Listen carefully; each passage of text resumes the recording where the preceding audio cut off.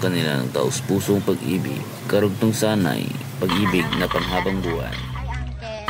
Pero sa di inaasahan, malupit na trahedya pala ang hadlang sa kanilang pagmamahalan. Sa social media, unang nagkakilala ang 23 anyos na si Toto at 20 anyos na si Inday.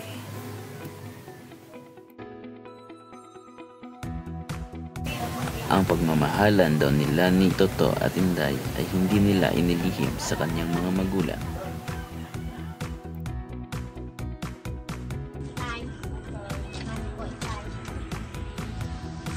Saan kayo galing? Naganap po kami ng trabaho, Tay, Nay. Sinamahan po pala ako ni Toto.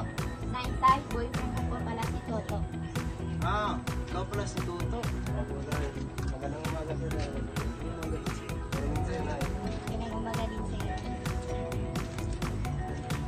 Ang magkasintahang si Inday at si Toto ay buong buo ang pagmamahalan sa isa't isa. Kaya sinimulan na nilang pag-ipunan ang kanilang plano magpapakasal. Talaga ba? Oo naman. Pero bago matupad ang pangarap nilang pagpapakasal, si Toto ay nagtrabaho muna bilang isang construction worker at si Inday naman ay umuwi sa kanila sa bayan ng Dimaukay. Uy anak, ba't ka umuwi? Nay, pwede po ba dito muna ako? Nagtrabaho kasi si Toto sa Manila. Nagtrabaho? Opo, Nay.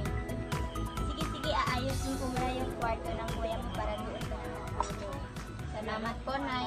Sige.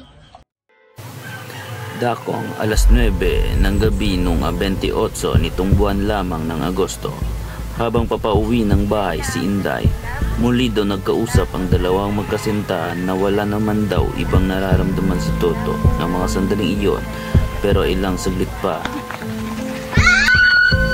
Bigla na lamang sumigaw si Inday. Nooy nabigla si Toto sa kanyang narinig mula sa kabilang linya. Nag-alala siya sa biglaang paghiyaw ng kanyang kasintahan. Samantala, pasado alas 10 nung gabi ding iyon, si Aling Imelda ng nanay ni Inday ang tapak kasi nga'y lumalalim na ang gabi ay hindi pa rin umuwi ang kanyang anak. Andito na yun. Wala pa po nga Nay eh. Pero baka maya andito na yun. Samantala, noong umaga ding iyon ay tahimik ang bayan ng Dimaukan. Nooy, ilang grupo ng kabataan ang nangangahoy sa kakahuyan. Sa isang bahagi ng masukal na kakahuyan, nagulanta ang mga bata sa kanilang daratnan. Allah, patay! Ang masamang balita ay mabilis na kumalat sa kanilang barangay hanggang sa ito'y nakarating na rin kina Aling Imelda. Agad-agad na tumungo sa kakahuyan sila Aling Imelda at dooy nadatnan nila ang bangkay ni Inday. Agad namang rumisponde sa crime scene ang grupo ni Police Chief Superintendent Alinsururi ng Dimaukay Police Station at dumating din sa lugar ang team of scene of the crimes ng Dimaukay para i-process ang crime scene. Sa inisyal na investigasyon, lumalabas na posibleng hinalay muna ang biktima bago ito pinatay. Sa autopsiya ng biktima, may mga platandaang ginahasa ang biktima at natukoy rin na sinakal ang biktima hanggang sa ito'y mamatay. Asphyxia due to manual strangulation ang nakasaad na cause of death. Nang dahil sa circumstansya, wala pang natukoy na responsable sa nangyari. Ang alagad ng batas. Kaya nga patuloy na naghanap ng lead ang mga otoridad sa puntong dumating na si Toto sa tanggapan ng Dimaukay Police at dooy inilahad ang mga sirkumstansya bago nawala si Inday. At dahil sa mga inilahad ni Toto ay naniniwala ang otoridad na kalugar lang nila ang responsable sa pagpatay.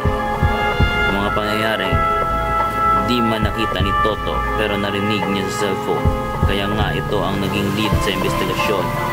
Sa kabila nito ay di pa rin matukoy ng mga pulis ang responsable sa pagpatay. Sa di inaasahan, may isang lalaki ang nooy lumutang sa himpilan ng pulisya. Ang naturang lalaki ay balisa at takot na takot. dahil sa seguridad. Itago na lang natin siya sa pangalang Bogart. Ang naturang lalaki, batay sa kanyang sinumpaang salaysay, pasado alas 9:28 ng Agosto, pauwi na raw siya noon sa inuman. Habang naglalakad si Bogart, ay narinig niya ang isang sigaw ng babae. At nooy hinahanap niya raw kung nasan nanggagaling ang sigaw. Ngunit may sumalubong sa kanyang isang lalaki. Ang lalaking sumalubong sa kanya ay tinutukoy niyang si Arnold Schwarzenegger alias Adi, at ang tatlo pa sa likod nito na sina Arnulfo Tagumatayon, Stephen Seagal at James Garden. Napag-alaman rin ng otoridad na ang apat na itinuturo ni Bogart ay ang kanyang mga pinsan. Kaya kasunod nito ay agad na nagsagawa ng follow-up operation ang mga otoridad at agad namang dinala sa himpilan ng pulis ang mga nahuling suspect. Pasok na yan, pasok na yan. Sunod kayo. Sunod-sunod ka. Pasok na yan! Sunod, upo. Diyan, upo. Tatanungin ko kayo, saan kayo lang nangyari yung krimen? Sabay lang po kami, sir. Totoo kayo? Saan kayo? Ang mga naturang suspect ay kapitbahay lang pala nila Inday. Sila yun, sir. Sila yung tatlo yun, sir. Sila yung nakita ko sa krimen, sir. Sinungaling yan, sir. Sinungaling. Dahil sa mga circumstantial evidence na nakuha sa crime scene, ay agad na sinampahan ng kaso apat na suspect. Base dun sa investigasyon na nakalap natin sa area, ang mga suspect ay gumagamit ng illegal na droga. Tayong ni-request na DNA test sa examination, hinihintay na lang natin yung resulta na lumabas. And then may nakuha rin tayong mga specimen sa crime scene, and then sa suspect pinaghahambing natin yon. And then nag-request na rin tayo ng drug testing sa mga sa taas para makunan ng drug test yung mga suspect natin.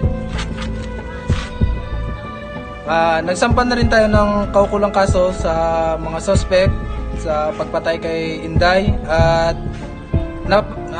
napakyat na rin natin doon sa City of Prosecutor's Office, and kasalukuyan nakadetain pa rin ng mga suspect sa BGMP. Dahil sa malakas na ebidensya na tumutukoy sa mga suspect, ay tuluyan nang nasampahan ng kaso sina Arnulfo Tagumatayon, Stephen Seagal, James Garden. Ang nobyo namang si Toto ay abot sa sukdulan ang galit sa mga taong kumitil sa buhay ni Inday. Sa kabila ng mapait na pangyayari, ang pag-ibig ni Toto kay Inday ay manatili sa kanyang puso at isipan.